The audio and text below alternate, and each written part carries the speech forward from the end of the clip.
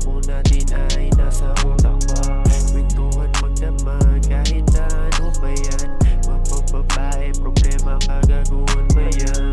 Ikaw ang laging nandyan sa tuwing nangangailangan, lalo pag napapasupo sa away o gulungan. Mga sagot sa katanungan ko, ikaw sumagot, nagbigyan ng solusyon, problema hindi masagot. Pero ngayon binago ang lahat, nawalan ng kasama, ako na lang ngayon ang maglalakbay, mag-isa para ituloy mga pinangarap natin dalawa. Di ko alam na magiging ganito, nawala yung kaibigan ko. Di ko maalis sa isipan ko yung kaibigan ko.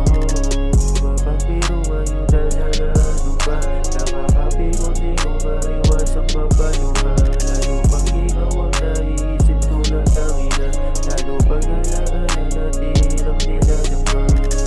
Nandito lang ako kapag gusto mo sasandalan. Lahat ng problema mo akin yan nagdadamayan. Kahit ano pa yan, lahat yan masusolusyonan.